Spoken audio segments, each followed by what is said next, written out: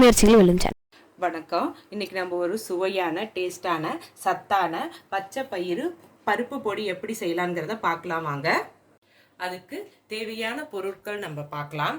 பச்சை பயிறு வந்து 1 கப் எடுத்துக்கோங்க. கடலை பருப்பு வந்து நீங்கள் பச்சை பயிறு எந்த கப்பில் நீங்கள் அளந்தீங்களோ அதுலேருந்து பாதி அளவுக்கு வந்து கடலைப்பருப்பு எடுத்துக்கோங்க. மிளகாய் வந்து உங்களுக்கு எவ்வளோ காரம் தேவையோ அந்த அளவுக்கு மிளகாய் எடுத்துக்கோங்க. பூண்டு வந்து ஒரு 3 பல் எடுத்துக்கோங்க. மிளகு வந்து 1 ஸ்பூன் எடுத்துக்கோங்க. ஜீரகமும் 1 ஸ்பூன் எடுத்துக்கோங்க. எள்ளு வந்து அதுவும் 1 ஸ்பூன் எடுத்துக்கோங்க. பெருங்காயம் ஒரு அரை ஸ்பூன் எடுத்துக்கோங்க. புளி வந்து ஒரு நெல்லிக்காய் சைஸ், சின்ன நெல்லிக்காய் சைஸ் வந்து நீங்கள் புளி எடுத்துக்கோங்க. உப்பு வந்து தேவையான அளவு எடுத்துக்கோங்க. இப்போ வந்து பச்சை பயிறு பருப்பு பொடி எப்படி செய்யலாங்கிறத பார்க்கலாம் வாங்க. அதாவது பச்சை பயிறு பருப்பு பொடிக்கு நம்ம இந்த மாதிரி ஒரு அடுப்பை பற்ற வச்சுட்டு இது மாதிரி ஒரு பேன் போட்டுக்கோங்க. போட்டுட்டு நான் பச்சை பயிறு எடுத்துருந்தேன் பாருங்கள், அதை வந்து இதில் போட்டுக்கோங்க. அடுத்தது கடலை பருப்பு அதையும் இதோடு சேர்த்துருங்க. மிளகாய் எடுத்துருந்தேன் பாருங்கள், மிளகாவையும் போட்டுக்கோங்க.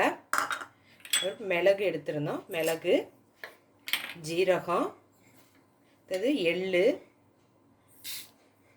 பூண்டு எடுத்துருந்தேன் பாருங்கள், இந்த பூண்டையும் போட்டுக்கோங்க. அடுத்தது புளி, இது எல்லாத்தையும் போட்டு கொஞ்சம் நேரம் வந்து நல்லா வறுத்துக்கோங்க. நான் வறுத்துட்டு காட்டுறேன். நம்ம போட்டிருந்த எல்லாமே வந்து நல்லா வறுபட்டுருச்சு. இது நல்லா வறுபட்டுருச்சு. நமக்கு பார்க்குறதுக்கு பச்சை பயிரோட கலர் வந்து மாறும். அதுதான் கரெக்டான பதம். இப்போ இதை எடுத்து அடுப்பையும் ஆஃப் பண்ணிடுங்க. இதை எடுத்து இந்த மாதிரி ஒரு தட்டில் வந்து போட்டுக்கோங்க. போட்டுட்டு இது வந்து நல்லா ஆறணும். ஆறுனதுக்கப்புறம் தான் நம்ம மிக்சி ஜாரில் இதை வந்து அரைக்கணும்.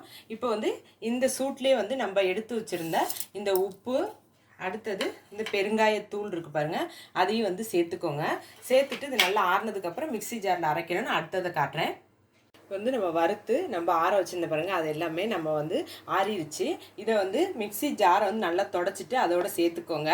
அதே மாதிரி இந்த பூண்டை வந்து இந்த தோலெல்லாம் நீக்கிட்டு இந்த பூண்டை வந்து தனியாக வச்சுக்கோங்க. நம்ம வந்து இதை வந்து கொஞ்சம் கொரகொரப்பாக வந்து அரைச்சிக்கலாம். நான் அரைச்சிட்டு காட்டுறேன். இந்த பாருங்கள், நான் அரைச்சிட்டேன் பாருங்கள். இந்த அளவுக்கு வந்து கொரகொரப்பாக வந்து அரைச்சிக்கோங்க. இப்போ வந்து இந்த பொடியிலே வந்து நம்ம பூண்டு எடுத்துருந்தேன் பாருங்கள், இந்த பூண்டையும் இதோட சேர்த்துக்கோங்க. சேர்த்துட்டு இதையும் அரைச்சிக்கோங்க. நான் அரைச்சிட்டு காட்டுறேன். நம்ம பூண்டும் போட்டிருந்தோம் பாருங்கள், அதையும் போட்டு நல்லா அரைச்சிட்டேன் பாருங்கள். பச்சை பயிறு பருப்பு பொடி வந்து நமக்கு ரெடி ஆகிடுச்சு.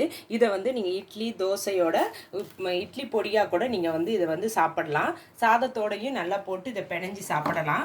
ஒரு சுவையான டேஸ்டான சத்தான பச்சை பயிறு பருப்பு பொடி வந்து நமக்கு ரெடி ஆகிடுச்சு. இந்த வீடியோவை பாருங்கள். இந்த வீடியோ உங்களுக்கு பிடிச்சிருந்துச்சுன்னா லைக் பண்ணுங்கள், ஷேர் பண்ணுங்கள். உங்கள் முயற்சிகள் வெல்லும் சேனலுக்கு சப்ஸ்கிரைப் பண்ணுங்கள். நன்றி.